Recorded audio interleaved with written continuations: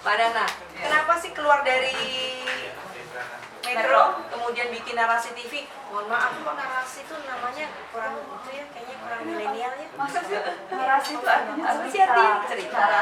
Narasi itu artinya kisah. Narasi itu artinya ide. Jadi ada banyak hal. Dan itu yang memang mau kita sampaikan sih, yang mau kita sampaikan ke publik. Jadi kita memproduksi banyak konten.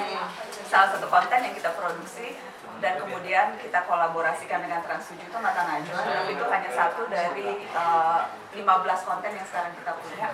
Ada talk show, kemudian juga ada program investigasi, ada program dokumenter. Karena memang kita percaya masa depan ada di sini, di digital, dan berusaha belajar dari Tribun yang sekarang nomor 1 digitalnya. Tapi kita fokusnya memang di audiovisual, jadi kita create karena latar belakang televisi.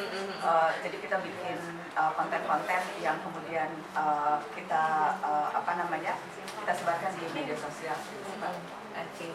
Kemudian kenapa sih menolak jadi itu tim ses kemarin? Sebetulnya tawaran untuk masuk ke politik itu sudah ada sejak lama. Sejak kapan ya? Kayaknya sejak pertama masuk TV kan seringkali partai politik itu melihat wah udah masuk di TV mukanya lebih dikenal, tentu lebih mudah menjaring suara. Jadi saya ingat tuh sejak 2004 bahkan itu yang semua partai pernah menawari untuk jadi caleg, terus kemudian ditawarin jadi bupati lah, ditawarin jadi bupati, udah saya nggak pernah ke daerahnya, terus masa disebut daerah jangan. Ya pokoknya banyak tawaran, kemudian tawaran ini, jadi kerap kali memang tawaran itu ada. Tapi memang bahwa saya merasa sampai sekarang apa yang kita lakukan sekarang nih ya di profesi ini, saya merasa sekarang jauh lebih bermanfaat atau lebih banyak manfaatnya dibanding mudorotnya di profesi ini. Tapi mungkin saja ada satu masa atau suatu saat di mana saya merasa kalau memang ternyata terjun ke politik itu bisa juga membawa dampak, memberikan pengaruh, mungkin saja saya akan berubah pikiran. Tapi kalau ditanya sekarang, terutama ketika saya baru merintis dunia digital yang baru membangun sesuatu yang baru gitu rasanya. Belum Dirimu udah 30 tahun bahkan. Iya kan? Iya. Kebayang nggak sih melakukan profesi yang lain? Enggak kan? Kesiannya? Enggak sih. Gitu maksudnya karena memang panggilan ya, passion ya. Dan ya udah bagian dari jati diri rasanya. Betul. Jadi nggak lucu misalkan Weni nanti jadi apa di luar ini gitu ya. Meskipun mungkin orang akan bilang kenapa gitu ya. Tapi ya banyak pertimbangan dan selalu berubah sih, situasinya selalu berubah. Tapi yang jelas kalau sekarang ini di tengah berbagai keasikan menikmati dan belajar hal baru, rasanya ini masih jadi pilihan yang akan diteruskan. Kalau kriteria presiden yang seperti apa yang harusnya nanti terpilih? Saya mau jawab ini pakai hasil survei. Oke.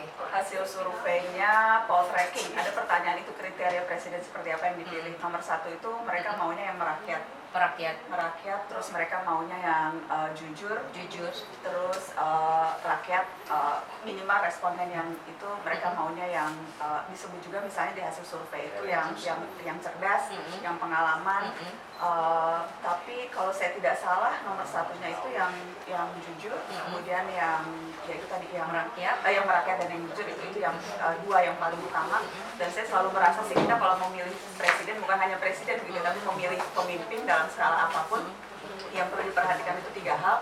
Soal bagaimana karakter kepemimpinan, terus yang kemudian yang kedua rekam jejaknya, apa yang sudah pernah ia lakukan, track record penting sekali. Dan yang ketiga apa yang ditawarkan, ya programnya apa, rencana kerjanya apa. Makanya kemarin bukan hanya kemarin, dalam setiap debat-debat atau dalam setiap talk show yang saya pandu, setiap kali membicarakan soal siapa yang layak A atau B, selalu dengan kriteria yang gitu. Saya sudah meliput pemilu sejak pemilu langsung pertama 2004, kemudian 2014, selalu nggak jauh-jauh sih. Kita kalau memilih pemimpin 3 itu, dicek karakternya gimana, track recordnya seperti apa, dan apa yang ditawarkan, itu selalu jadi patokan. Tapi kan Mbak Nana waktu itu udah sempat bikin poll lewat itu, dan hasilnya kemudian menjadi sangat kontroversi.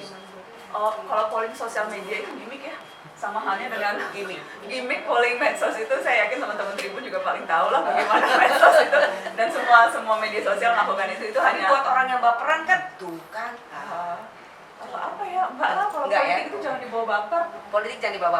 Kasihan gitu, kita yang baper, mereka ini nyantai kok. Nah, bener banget. Itu setiap kali debat tuh, kayak kemarin tuh debat terakhir di Mata Najwa udah rame gitu, udah di sela-sela debat maksudnya santai, begitu selesai debat selfie bareng, ngobrol bareng, ngopi bareng gitu ya. Jadi maksudnya ya mau pilih siapapun santai aja gitu ya.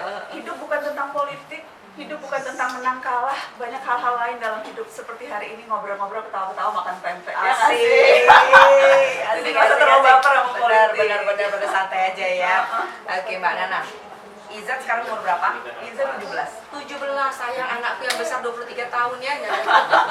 Iya, itu karena enaknya nikah muda tuh gitu. Jadi anak udah jadi remaja, kitanya masih pakai sepatu fans. Asik. 17 tahun.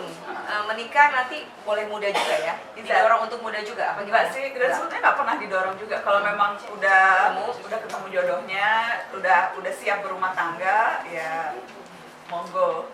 Siapa di antara teman adik-adik umur 17 di sini? Ini 17. Tapi makin kesini kayaknya makin ini sih makin udah pernikahan kan. Makin kesini kayaknya makin udah, apalagi kan bisa cowok, kayaknya sih dia belum ada kepikiran deh. Kebayang nggak kalau jadi mantunya Najwa Shihab? Kamu kalau nggak pinter dimarahin. Aku belum mau kepikiran itu, masih denial, Ibunya masih denial, masih pengen ngomong anaknya ya, gitu kali ya. Belum, ini aja kan kita mau pergi kuliah nih, dan memang rencana beberapa alternatifnya adalah kuliah di luar Indonesia, dan itu aja udah kepikiran gitu kalau ditinggal anak sematawayang yang gimana. Ya, Dalam berkaca-kaca maksudnya. Emang kamu nambah lagi? Kayaknya kalau masih dikasih. Satu lagi pertanyaan. Apa tadi ya udah kusiapin ya? Tunggu dulu. Ingin mewawancarai siapa lagi yang masih penasaran belum bisa tembus? Siapa ya? Karena kalau politisi semuanya udah.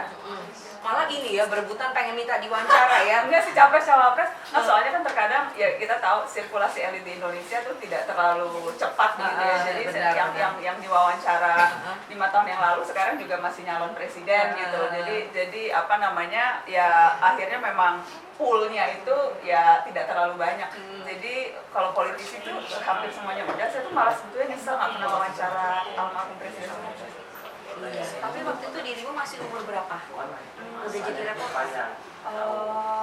Tahun 98 enggak, aku demo di DPR. Gimana mau wawancara kalau demo di DPR? Iya, aku yang ikut demo mahasiswa. Aku ingat tuh Bang Fahri Hamzah yang megang spanduk. Enggak, aku yang megang spanduk, dia yang orasi. Makanya aku sekarang setiap kali ketemu Bang Fahri kan sering ketemu ya, Bang masa sih maksud kalau gitu ya. Dulu kan gue yang megang spanduk, ya waktu lu lagi orasi gitu. Tapi ya banyak lah kejadian lucu-lucu. Tapi ya itu maksudnya itu sih. Kalau gitu wawancara ini aja anaknya Tommy Soeharto Partai Udah. Berkarya. Oh udah juga ya? Udah Mbak Tutut deh, Mbak Tutut. sebulan lalu.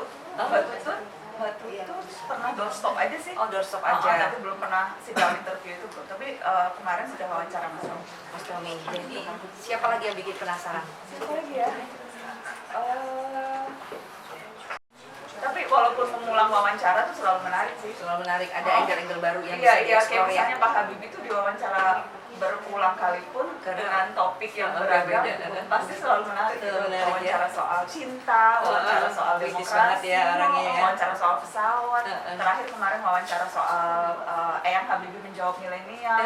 Keren tuh temanya. Jadi apa macam-macam. Jadi selalu menyenangkan sih kalau ada kesempatan wawancara kayak Kalau siapa namanya di antara Oprah Winfrey, kemudian siapa lagi tuh yang ngetop tuh? Ada Rachel Maddow, aku suka MSNBC, terus ada Ellen. Nah, Ellen paling suka siapa? Beda-beda sih, karena kalau Oprah itu dia menarik gaya dia untuk bisa membuat orang bicara terbuka. Kalau Ellen itu selalu witty gitu, lucu gitu, kocak. Dan orang tuh selalu nyaman gitu kalau berbicara dengan dia. Jadi saya belajar banyak hal dari berbagai TV personality yang ada, termasuk juga dari yang ada di Indonesia. Saya belajar dari sahabat saya Vivi Alhidayah, belajar dari Bang Andi Noya, belajar itu kakak kelasku kuliah. Siapa Bang Andi? Iya, dia legend banget loh. Iya. Di rumah diisi Bang? Iya. Oke. Iya, belajar dari Bang Andi, belajar dari manapun senior saya banyak belajar, banyak sekali senior di Indonesia. Dan akhirnya menjadi seorang mata najwa yang menjadi dirinya sendiri. Iya.